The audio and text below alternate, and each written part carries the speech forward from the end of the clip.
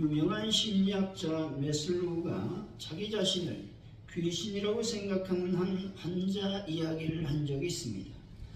정신과 의사를 찾아온 환자는 저는 틀림없이 귀신인가 봐요 라고 말하면서 자신의 고민을 털어놓았다는 것입니다. 의사는 이렇게 묻습니다. 귀신과 사람의 차이점이 뭐죠? 라고 질문하자 그 환자는 귀신은 피가 나오지 않지만 사람은 피가 나옵니다 라고 말했다는 것이죠. 그래서 의사가 환자의 손가락에 바늘로 귀를 조금 뽑아주면서 말했습니다. 당신은 귀신이 아니고 사람이네요. 그러자 환자가 어떻게 대답을 했을까요? 선생님, 아마도 저는 저주받은 귀신인가 봅니다 라고 대답했다라는 것이죠. 우리가 이 이야기를 들으면서 생각해야 될 것이 뭐냐 하는 것이죠. 한 사람의 고정관념, 선입견, 편견을 바꾸는 것이 얼마나 어려운가에 대해서 말씀하고 있다는 것입니다. 우리가 신앙생활 할 때도 이처럼 옛 습관, 옛 체질, 옛 생각에서 빠져나오는 것이 쉽지 않다는 것입니다. 이런 생각으로는 새로운 시작을 할 수가 없는 것입니다. 새로운 시작을 하려면 사고의 전환이 필요하다는 것입니다. 끝이라고 하는 말을 바꿔 말하면 무슨 말입니까? 새로운 시작의 출발점이다 라고 말할 수 있다는 것입니다. 죽음은 영생의 시작이라고 하는 것이죠. 2024년이 끝나면 2025년이 새롭게 시작이 된다라는 말과 같다는 것이죠. 어느 날 미국의 유명한 적극적 사고 훈련가인 지그 지글러 박사가 뉴욕의 지하도를 막 내려가는데 계단 한쪽에서 이 거지 한 명이 있었습니다. 거지는 연필을 일부를 팔고 일부를 팔고 있었다는 것이죠. 지글러 박사가 다른 사람처럼 돈 일부를 주고 이제 갔습니다. 가다가 생각해보니까 아니다 싶어가지고 다시 와서 일불 대가로 연필을 주십시오 라고 말하고 연필을 가져갔다는 겁니다. 그러면서 이 거지에게 이 박사님이 얘기했습니다. 이렇게 얘기했습니다. 당신 직업도 나와 같은 사학가입니다. 당신은 더 이상 거지가 아닙니다 라고 말했다는 것이죠. 이 지글러 박사의 한마디가 이 거지의 인생을 바꾸어 보았다는 겁니다. 박사님은 그 사람을 길거리에서 일불 받고 연필 한 자를 주는 거지가 아닌 당당한 사학가라고 말해 주었다라는 것입니다.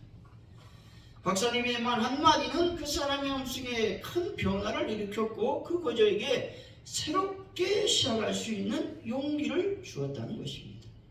그는 그날 집으로 돌아가면서 중얼거렸습니다. 나는 거지가 아니라 사학가다. 나는 사학가다. 연필을 파는 사학가다 라고 말입니다. 연필을 파는 사학가로 새롭게 시작하고 있는 것입니다.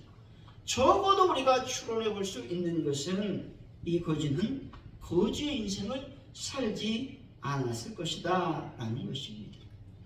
이런 사고의 전환은 새로운 시작을 알리는 것입니다. 그렇다면 우리는 과연 무엇으로 새로운 시작을 해야만 될까 하는 것입니다. 그것은 바로 믿음인 것입니다. 마태복음 8장 25, 26절입니다. 그 제자들이 나와 깨우며 이르되 주여 구원하소서 우리가 죽겠나이다. 예수께서 이르시되 어찌하여 무서워하느냐 믿음이 작은 자들아 하시고 일어나사 바람과 바다를 꾸짖으시니 아주 잔잔하게 하거늘 말씀합니다. 여러분 폭풍과 몰아치고 물결이 여러분의 배를 덮은다 할지라도 믿음으로 예수님을 부르시기 바랍니다. 그러면 반드시 예수님은 바람과 바다를 잔잔하게 하실 것입니다.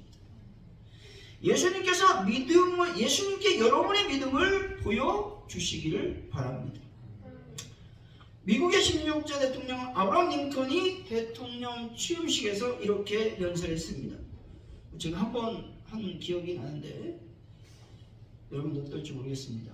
우리가 당하고 있는 여러 가지 난관을 극복해 나가려면 지혜와 애국심과 기독교 정신 등이 절대 필요합니다. 그런데 무엇보다도 이 나라를 끝까지 버리지 않고 지켜주실 하나님을 굳게 믿는 믿음이 필요합니다. 라고 말했습니다. 무엇으로 민족을 살릴 수 있을까요? 인간적인 어떤 것으로도 교회를 살릴 수 있는 것은 없다는 것입니다. 오직 예수 그리스도를 믿는 믿음으로 민족과 교회를 살릴 수 있는 것입니다. 사랑하는 성도 여러분, 새로운 시작을 알리는 2024년이 벌써 2개월이 다 지나가고 있는 이때에 여러분 믿음으로 살아가시기를 예수님을 간절히 축원드립니다. 오늘의 말씀, 오늘의 본문은 하나님 앞에서 우리가 의롭다함을 얻는 것은 행위나 어떤 외적 조건들에 의해서가 아니라 오직 믿음에 의한 것임을 말씀하고 있습니다. 특히 오늘 본문을 설명하면서 아브라함을 통해 설명하고 있는 것이죠. 아브라함의 언약은 믿음으로 그에게 속한 모든 자에게도 동일하게 적용된다고 말씀하고 있는 것입니다. 아브라함의 믿음은 창조와 부활의 주로 하나님을 믿는 믿음이었습니다. 하나님께서 아브라함에게 보여주신 구약의 말씀은 아브라함뿐만 아니라 예수님을 죽은 자 가운데 살리신 하나님을 믿는 모든 성도들을 위한 것임을 밝히고 있는 것입니다. 따라서 오늘 본문은 이 신칭이 원리는 만세대의 유일한 구원의 진리임을 강조하고 있는 것입니다.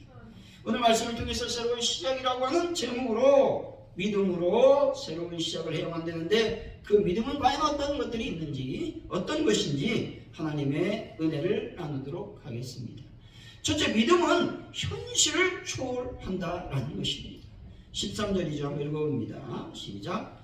아브라함이나 그 고순에게 세상의 상속자가 되리라고 하신 언약은 율법으로 말미암는 것이 아니라 오직 믿음으로 말미암는 것이니라. 아멘. 하나님께서 아브라함에게 언약해 주셨습니다. 그 언약은 내 몸에서 날짜가 내 상속자가 되리라는 말씀이었습니다. 근데 이 언약은 하나님과 아브라함의 합의에 의해서 이루어진 것이 아니라는 것이죠. 이 언약의 말씀은 하나님의 일방적인 것이었습니다. 원래 언약이라는 말은 히브리어로 보면 가려내다, 구별하다 또는 갈등을 일으키지 않는다, 뭐 이런 뜻을 지니고 있다라고 하는 것이죠. 원래 히브리어에서 언약이라고 하는 말은 특별히 일반적인 통보나 선포를 의미할 때도 사용되고 있다라고 하는 것이죠. 다시 말해 아브라함의 행위와는 전혀 무관하게 하나님께서 그의 후손을 후사로 삼아 주시겠다고 말씀했다는 것이죠. 이런 일방적인 언약의 말씀은 과연 현실성이 있었을까 하는 것입니다. 전혀 현실성이 없었다는 것이죠. 왜냐하면 75세임에도 아브라함은 아들이 없었기 때문에 그렇습니다. 그런데 아브라함은 하나님의 말씀에 순종하여 고향을 떠나 가나안 땅으로 간다는 것이죠. 그리고 아브라함은 85세 때 하늘의 수많은 별들을 보여주면서 하나님께서 그렇게 말씀하시죠. 내 자손이 이와 같으리라고 말씀하셨다는 것이죠. 그리고 아브라함이 이것을 믿으니 의롭다 칭함을 받았다라는 것입니다. 이후 15년이 지난 후 하나님께서는 아브라함이 100세 때 사라가 90세 때 아들 이삭을 아브라함에게 허락을 해 주셨다라는 것입니다. 상식적으로, 이성적으로, 합리적으로 과연 이 말이 현실적이겠습니까? 아니라는 것입니다. 이것은 비과학적이고 비이성적이며 비현실적이라고 말하는 것이 우리 인간에게 설득력이 있다라는 것입니다. 하지만 하나님께서 하시면 못할 일이 없음을 여러분들이 믿으시기를 바랍니다. 아브라함에게 일어난 이런 비교적 이런 비과학적인 것이 아니라 과학을 초월하는 것이다 라는 것입니다. 비이성적이고 비현실적인 것이 아니라 이성과 현실을 초월하는 강력한 하나님의 능력이라는 사실입니다. 창세기 18장 14절의 말씀이죠. 여호와께서 능하지 못할 일이 있겠느냐, 기한이 이를 때 내가 내게로 돌아오리니 사라에게 아들이 있으리라 말씀합니다. 89세가 된 사라에게 1년 후에 아들이 있겠다고 하나님의 천사가 말하고 있는 것입니다. 여러분, 이것이 어떻게 가능한 일이겠습니까? 그런데 가능했다는 것이죠. 왜냐하면 가능할 수 있는 근거는 하나님께서 능하지 못할 일이 없으셨기 때문에 그렇습니다. 믿음은 바랄 수 없는 중에 바라는 것입니다. 마틴 루터는 이렇게 말했습니다. 하나님으로 하나님 되게 하라고 강조하고 있습니다. 즉, 이 말은 우리 이성으로, 상식으로 하나님의 능력을 제한하지 말라라는 것입니다. 전능하신 창조주 하나님을 그대로 믿으라는 것입니다. 자신의 상식을 내세우고 경험을 내세우지 말라라는 것입니다. 하나님께서 가장 쓰시기 어려운 사람의 그런 부류는 어떤 사람이겠습니까? 상식을 내세우는 사람, 경험을 내세우는 사람일 것입니다. 상식을 내세우고 경험을 내세우는 사람은 이것이 늘 나의 경험에서 가능했던 일인가, 또한 상식적으로 가능한 일인가를 묻게 된다는 것이죠. 이런 사람은 아무것도 할 수가 없다는 것이죠. 우리는 하나님을 믿을 때 전능하심을 믿어야 될 줄로 압니다. 우리도 아브라함처럼 인간의 상식, 경험을 초월하는 전능하신 하나님을 믿으시기 바랍니다. 여러분, 현실에 굴복하지 않는 분들이 되시기 바랍니다. 믿음으로 현실을 이기고 승리의 깃발을 인생의 정상에 꽂는 분들이 되시기를 바랍니다. 여호와서 6장 20절의 말씀입니다. 이에 백성은 외치고 제사장은 나팔을 울며 백성이 나팔 소리를 들을 때 크게 소리질러 외치니 성벽이 무너져 내린지라. 백성이 각기 앞으로 나아가 그 성에 들어가서 그 성을 점령하고 말씀합니다. 견고한 여리고성이 여러분 무너진다는 거 현실적으로 불가능하다는 것입니다. 왜냐하면 그 성은 견고하기가 초롱성이었다는 것입니다. 여러분, 그 여리고 성벽의 두께가 2m가 넘었어요. 아시나 모르겠어요. 얼마나 견고하게 지었는지 모릅니다. 그리고 여리고 성벽을 어떻게 지었냐면 무너지면 밖으로 무너지게 돼 있어요. 그렇게 설계했다는 거예요. 근데 어떻게 넘어졌어요? 안으로 넘어졌어요. 성경에 오면 현실적으로 불가능한 전술을 하나님께서 말씀하시는 것입니다. 일주일 동안 성 한 바퀴를 돌아라. 그리고 7일째 되는 날에 7바퀴를 돌고 제사장은 나팔을 불며 백성들은 외치라고 말씀합니다. 전쟁에서 이런 전략과 전술은 무모하기 그지없다는 것이죠. 그런데 이스라엘의 수장 여호수아가 믿음으로 이 전략과 전술을 받고 백성들에게 선포합니다. 그리고 백성들은 아무런 말도 없이 하나님 말씀에 순종하여 실행에 옮겼다는 겁니다. 어떻게 됐습니까? 여리고성이 무너졌습니다. 믿음의 사람은요, 절대적인 긍정과 소망을 가지고 있다는 것입니다. 상황과 환경에 따라 달라지는 것이 아니라 믿음으로 바라는 것들의 실상을 이루어내는 겁니다. 보이지 않는 것들의 증거를 만들어내는 사람, 그 사람이 믿음의 사람인 것입니다. 사랑하는 성도 여러분, 현실을 초월하는 믿음으로 여호와 니시 하나님을 경험하여 인생을 승리로 장식하는 분들이 다 되시기를 예수 이름으로 간절히 축원드립니다. 둘째, 믿음은 하나님의 은혜를 의심하지 않는 것이라고 말하고 있죠. 16절이죠. 한번 읽어봅니다. 시작. 그러므로 상속자가 되는 그것이 은혜에 속하기 위하여 믿음으로 되나니 이는 그 약속을 그 모든 후손에게 붙게 하려 하심이라. 율법에 속한 자들에게 뿐만 아니라 아브라함의 믿음에 속한 자에게도 그러하니 아브라함 우리 모든 사람의 조상이라. 아멘. 이 말씀 우리가 잘 여러분 어렵기 때문에 생각을 해야 됩니다. 본문에서 강조하고 있는 것이 과연 무엇일까요? 믿음일까요? 은혜일까요? 아무 생각 없으시죠? 여러분, 본문에서 강조하는 것은요, 믿음이라기보다는 은혜에 초점해야 된다는 것이죠. 믿음에 의해 은혜가 좌우되는 것이 아니라 은혜에 의해서 믿음이 좌우된다라는 것입니다. 다시 말해서요, 하나님의 은혜는 믿는 자로 하여금 믿음의 의를 통해서 하나님 앞에 나아가게 한다는 겁니다. 그리고 하나님의 자신의 영광과 진실하심을 선포하심으로써 믿는 자들의 의를 성취하도록 인도하신다는 겁니다. 이것이 무슨 말이냐? 다시 한번 부연 설명하면 하나님께서는 믿음을 갖게 하시고 하나님께 나아갈 수 있도록 우리를 도와주십니다. 그리고 우리가 의롭게 살 수 있도록 인도해 주십니다. 이것이 뭐냐? 은혜라는 것입니다. 다시 말해서 우리가 믿음을 갖는 것 역시 하나님의 은혜 없이는 불가능하다라고 하는 말씀인 것입니다. 아브라함이 믿음의 조상이 된 것은 믿음으로 되었지만 이것 역시 아브라함이 행한 어떤 행위가 아니라 또한 자격이 있어서가 아니라 하나님의 은혜다라는 말씀입니다. 믿음이 있었던 아브라함은 하나님의 은혜로 말미암아 믿음의 조상이 되었음을 여러분이 믿으시기 바랍니다. 여기서 우리라고 하는 말이 나오는데 우리라고 하는 말은 믿음 안에 있는 신앙 공동체를 말합니다. 그리고 이 신앙의 공동체는 유대인이나 이방인의 구별 없이 오직 믿음의 원리를 따르는 모든 족속이 포함되어 있는 말씀입니다. 17절, 18절 한번 읽어보죠. 시작. 기록된 바 내가 너를 많은 민족의 조상으로 세웠다 하신 것 같으니 그가 믿은 바 하나님은 죽은 자를 살리시며 없는 것을 있는 것으로 부르신 이시니라.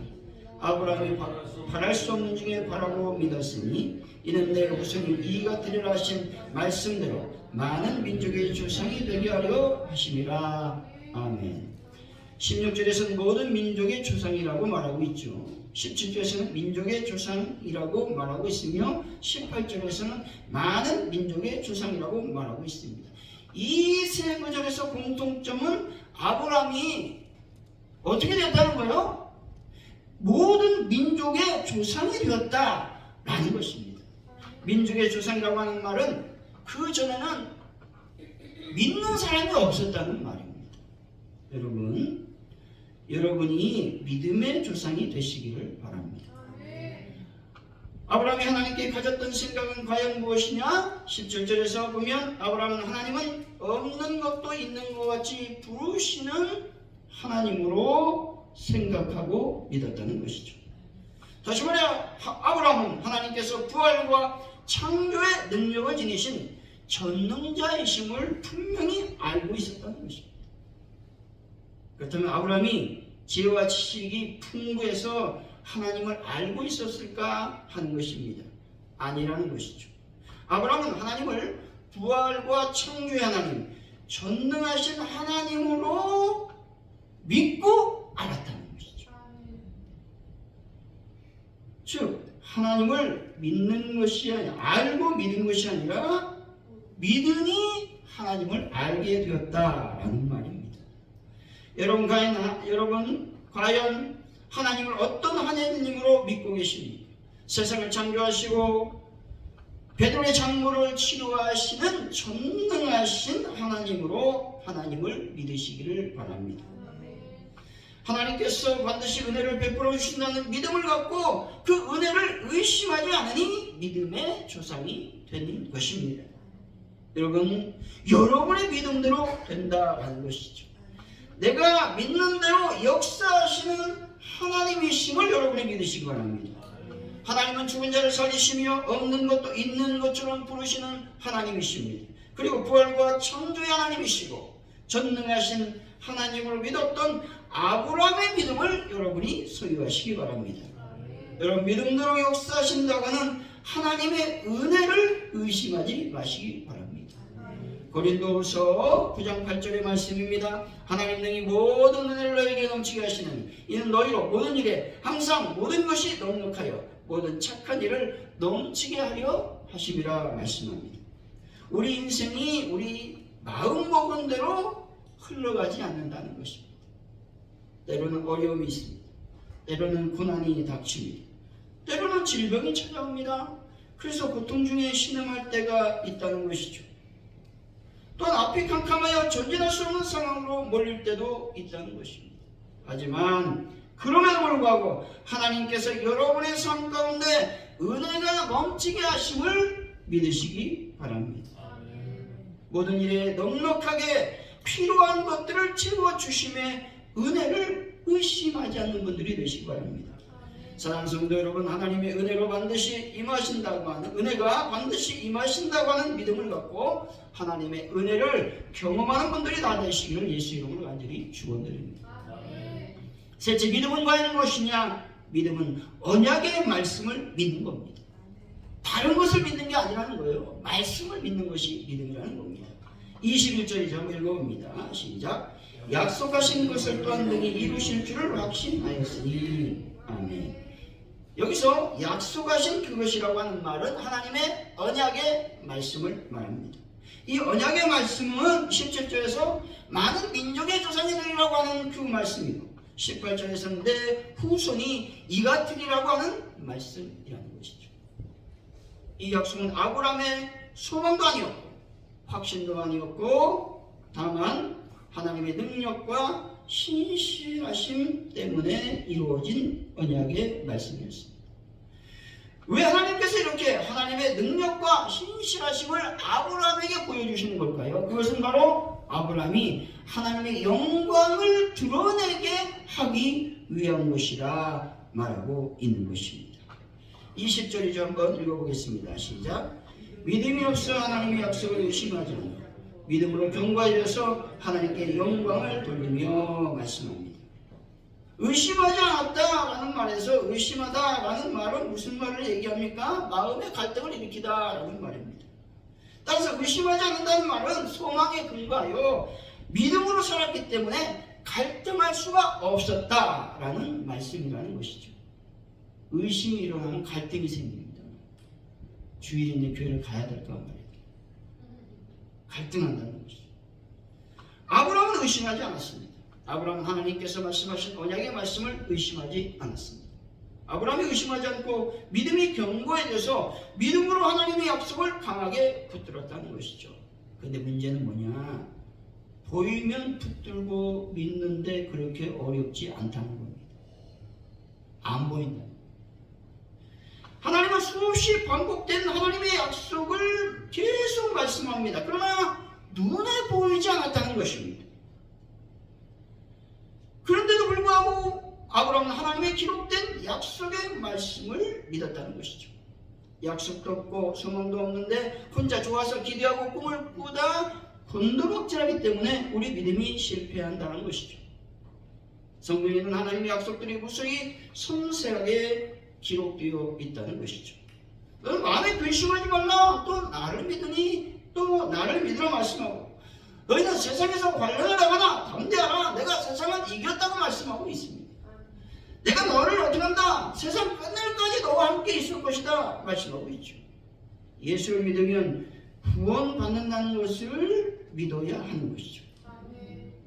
천국을 안 보고도 믿습니다. 왜냐하면 하나님께서 있다고 말씀하시니까 믿게 되는 것이고 믿어진다라는 것입니다. 저런 길로 가면 하나님이 영광스러운 축복을 준다는 약속을 믿으시기 바랍니다. 세상 사람은 다 다른 길로 갑니다. 하지만 마치 그 약속이 허락된 것처럼 느껴지더라도 어떤 약속을 의심하지 말고 가야 된다는 겁니다. 믿음의 사람은요, 끝까지 하나님께서 내게 주신 말씀을 믿는 것입니다. 하면 된다고 하는 어떤 자기 확신, 신념의 사람은요, 믿음의 사람이 아닙니다. 언약하신 말씀의 약속을 믿고 가는 사람이 믿음의 사람인 것입니다. 그가 계신 것과 자기를 찾는 자들에게 상 주신다고 약속하셨으니 그 말씀을 믿고 흔들리지 않으며 믿음의 길을 걷는 사람이 믿음의 사람인 것입니다. 결론적으로 새로운 시작은 다른 것이 아니라 믿음으로 시작해야만 되는 것이죠. 믿음은 뭐냐? 현실을 초월하는 것이고 하나님의 은혜를 의심하지 않는 것입니다. 또한 믿음은 언약의 말씀을 믿는 것입니다. 사랑하는 성도 여러분, 믿음으로 한 해를 새롭게 시작하셨으니 끝까지 흔들리지 않는 믿음을 견고하게 하는 분들이 되시기를 예수 이름으로 간절히 축원드립니다. 기도합니다. 하나님 아버지가 간절히 기도합니다. 저희들이 늘 새로운 시작을 만날 때가 있습니다. 그때마다 믿음으로 새롭게 시작하기를 원합니다. 특별히 현실을 추구할 수 있는 믿음, 또한 언약의 말씀을 믿는 믿음을 저희들에게 허락하여 주옵소서. 한 주간을 이 믿음으로 승리하는 귀한 하나님의 백성들이 다 될 수 있도록 도와주옵소서. 감사합니다. 예수님의 이름으로 기도하옵나이다. 아멘.